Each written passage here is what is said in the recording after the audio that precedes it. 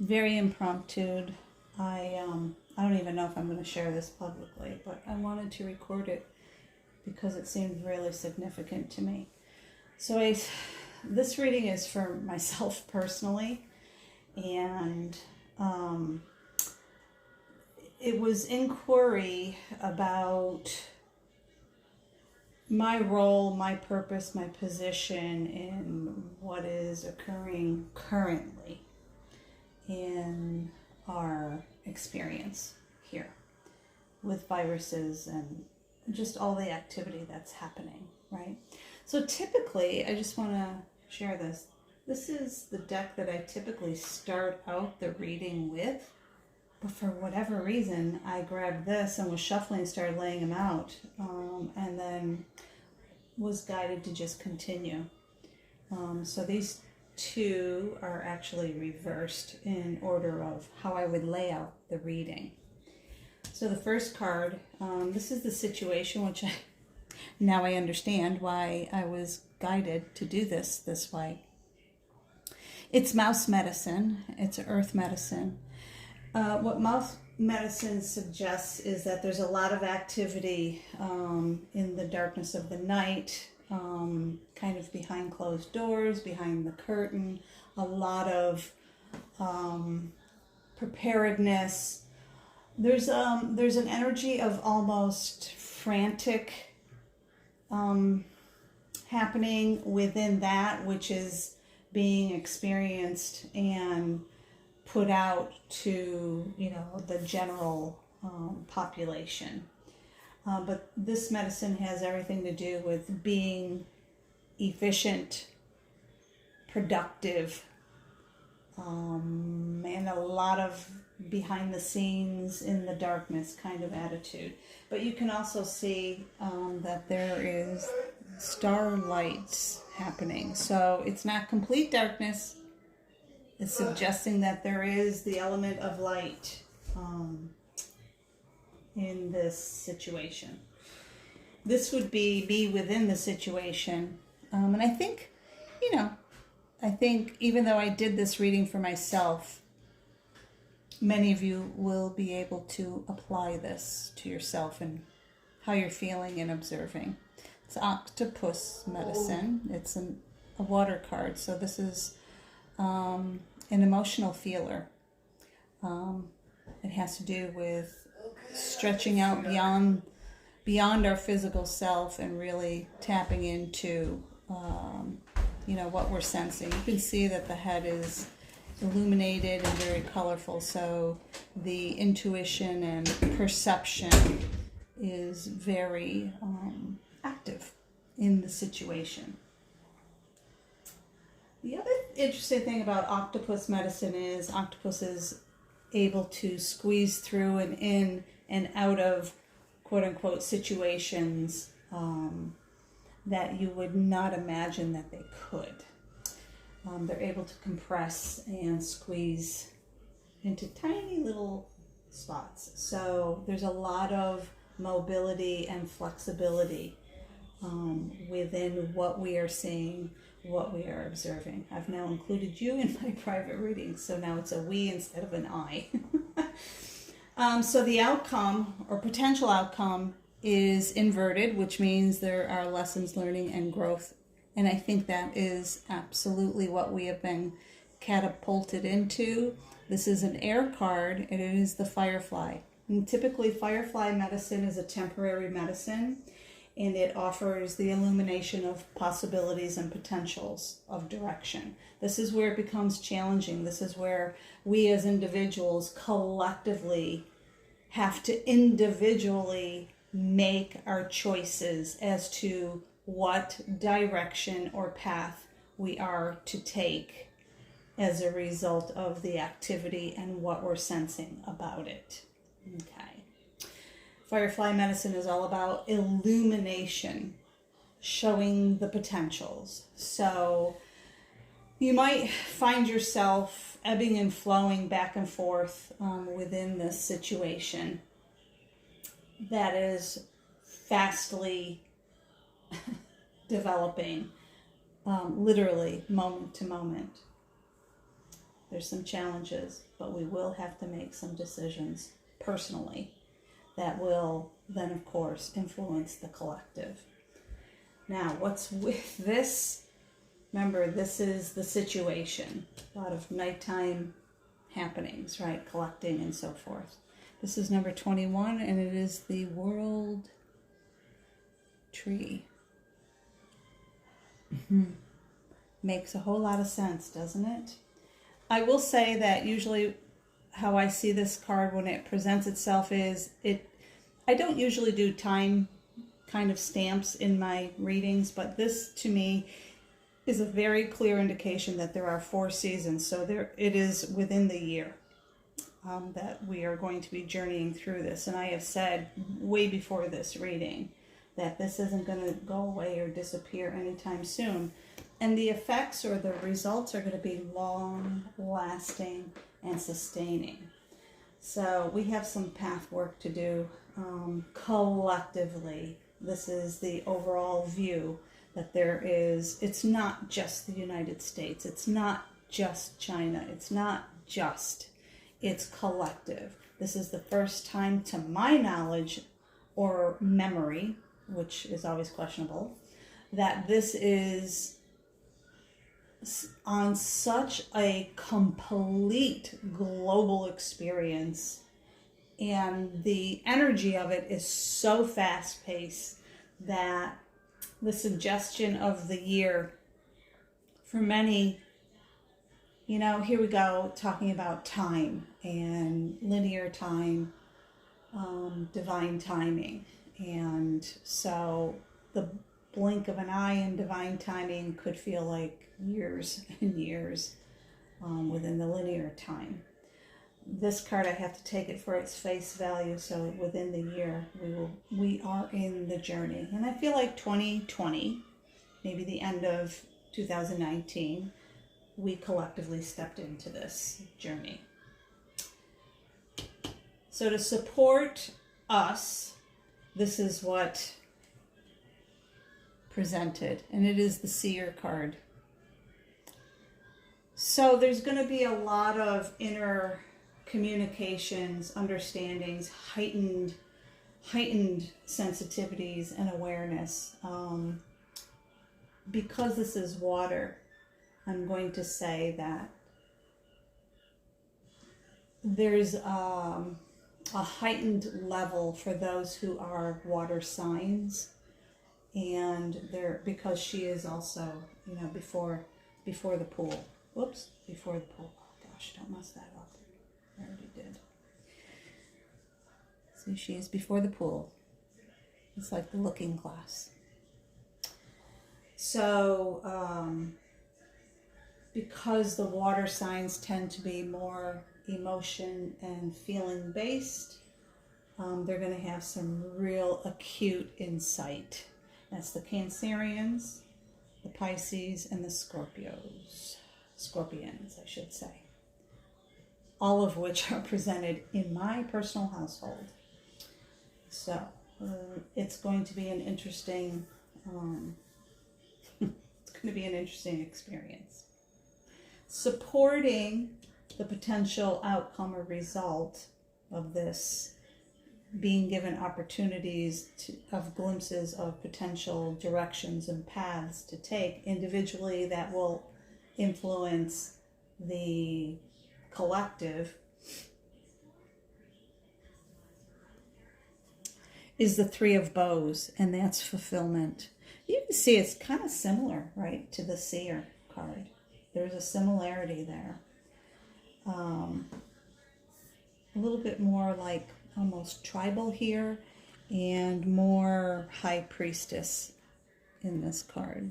So it's really coming into our knowing, a higher, far more pristine vision and seer ability, bringing us into fulfillment. Now, Three of Bows.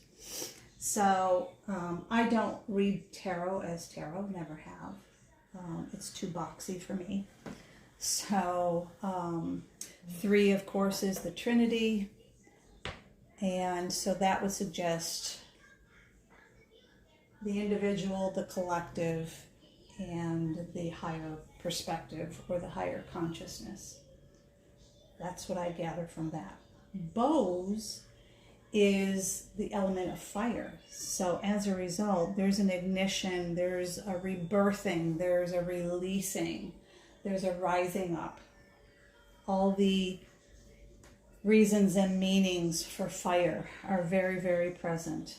And both, there are opportunities for learning, lesson, and growth. We're not going through this experience for nothing. It's a definite purpose. Nothing is by accident or coincidence, right?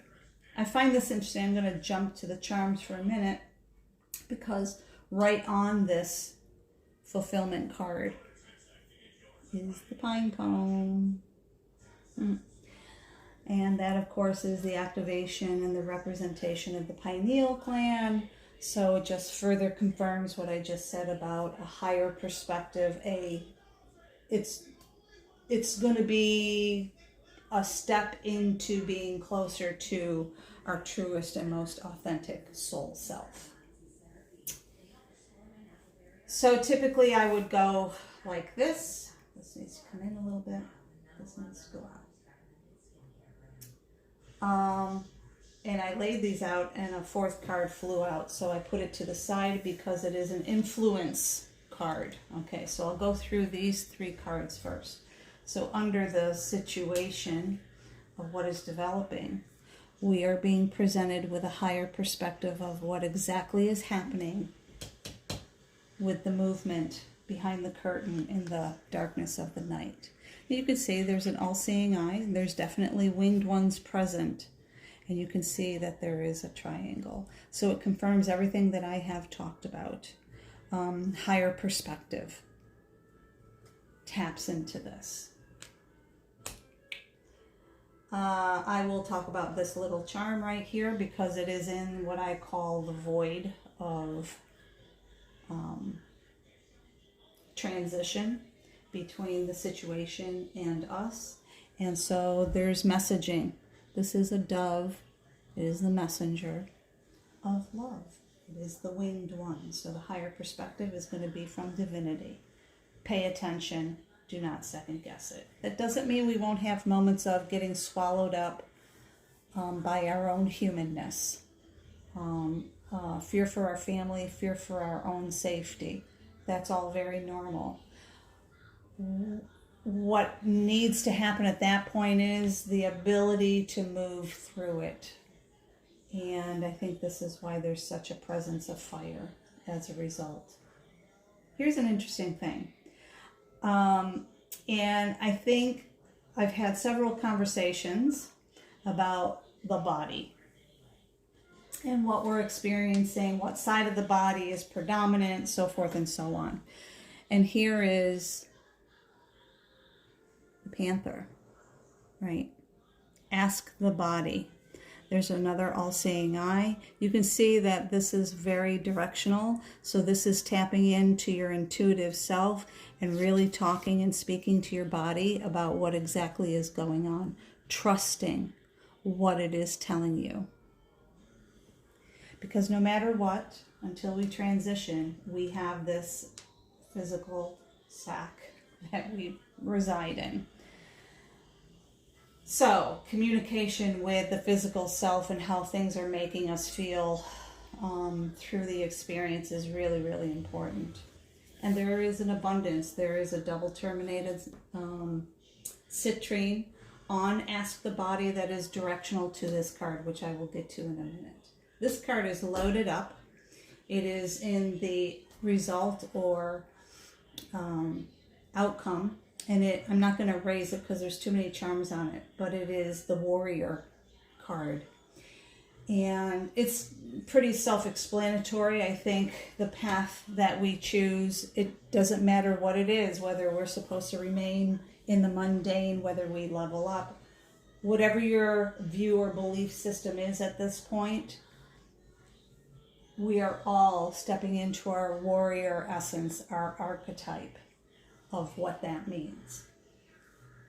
It's very significant, and it was for me, that there's a peace sign, a shield and an elephant on this card. There's this too, I'll get to that in a minute. The shield is protection. Peace sign is, of course, peace, bringing peace in. The elephant is the obstacle destroyer. So whatever path or direction we choose, and we step into our fulfillment and learn those lessons and grow into them, coming into the intuitive, heightened sense of what that exactly means, we become the warrior of whatever that is in full purpose. The connection, this multiple path choice, actually, it does matter because of your soul's purpose. But the whole point is that it will all lead us to the inner warrior archetype of the peaceful warrior and protector, destroying obstacles for others as well as ourselves. This is a little heart box. I call it the Pandora box because it does open. It was not open, so that means that there is the heart is protected and the intention is pure. This is upside down, and it is the moon and stars. So this is our connection to the higher perspective and the divinity, kind of undercurrent connection that is present. This card flew out, right? I told you, the fourth card.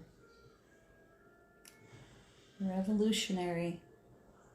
There's that torch shining the light. So once we see and understand and accept, no matter how mundane or menial or grandiose, we are shown what direction or path, purpose we are to step onto. We understand that it is all about the revolution of humankind and this planet. And you can run with this in whatever direction you want, because I think that there's some very valid and pure theory, concepts, and beliefs on exactly what comes after all of this. But know that if you step into your warrior, you will be shining the light for others. So I feel like this is a reading for those who are, the ground pounders, the gatekeepers, the ones who are a few paces ahead of the collective. We're the ones that, kind of observe the totality. And even though we ebb and flow in our own humanness, we still are able to sit in the totality of what it all means. It's pretty strong stuff. Pretty amazing. So I'm going to start pulling these in. And the first card that kind of brings this together, the revolutionary and the higher perspective and the communications of that and the support, is we really need to let go, really truly, not just pretend, to let go of what we believe or have felt up to this point, what that higher perspective is really all about. And what does being a revolutionary really mean? And this really needs to be sat with, because I don't take that as revolt or, being warlike. I see this as showing the way. It's the way shower. But in order to do that and get the higher perspective of what that is in this situation, there needs to be a lot of letting go. Hence, unfortunately or fortunately, I'm not going to get into that, but this is where souls leave. And in all honesty, I feel like that is their purpose at this time. It's not like they lack a purpose and they have no role or value. They have great value because they leave to allow for space for those who really are here to do different work, deeper work. Here, to kind of bring this in, ask body. So this has a lot to do with, it's number 41, which is 5, which for me is angelics. It's the winged ones. You can see there's a winged one. You see the moon and the sun. There's some emotion involved because it is self-love. This is a tough one for, I'm going to say pretty much all of us on some level at some point, right? But in order to really fine-tune our intuitiveness and our gifts, we really need to understand that whole self-love. Now, it's interesting because this card goes in right here, and I'm trying not to disturb the charms at this point, but it connects the, kind of connecting with your physical self and the abundance of the messages with the warrior and all of that. And it's number 14, which is another 5. And you can see that it is teachings. So there's many teachings to be had, and there are many teachings to be given to others. Ties in with wolf medicine. Teacher, student, student, teacher. And you can see grounded but far-reaching, as above, so below. The balance card, right? This is the teachings, the warrior teachings of balance in this whole situation. Okay. Bringing down and connecting, letting go, and the self-love. Yeah, it's, there's a fish, there's a star, water, earth. Number 32, another 5. But it's struggle.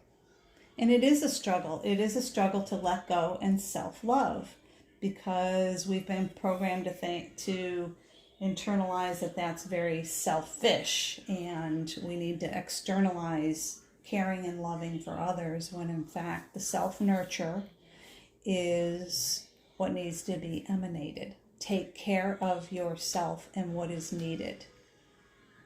And in this volatile situation that we're in, that kind of speaks volumes. It really does. And so bridging the self-love and the teachings, is number 44. There's a lot of 4s and 5s here. Is the home card. And what's the common thing here? You see the labyrinth. That's also apparent in the world tree.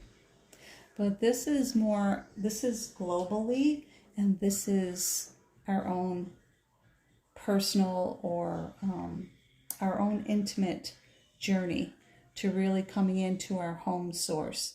Whatever that means for you. For me, it has more to coming into the residence of my soul. My soul's purpose and why I'm here. Why am I doing this? Why?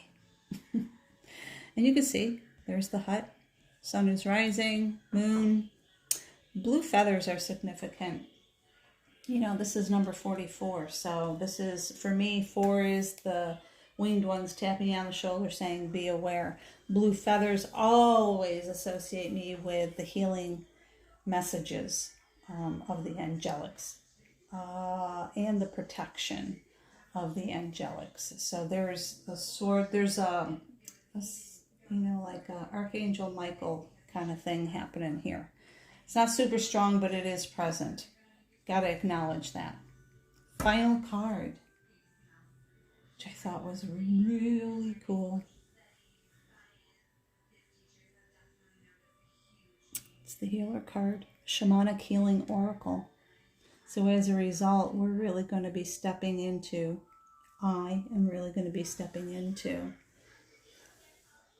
the healing oracle and who that and what that means for me and why I'm here.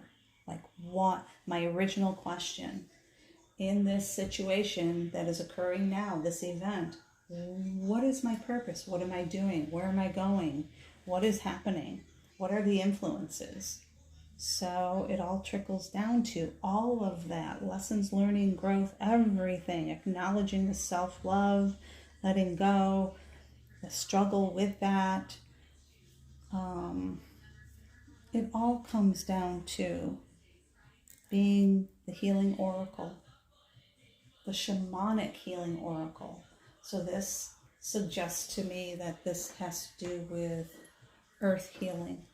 Shamanic for me is, people have different ideals and meanings, definitions of what shamanic is.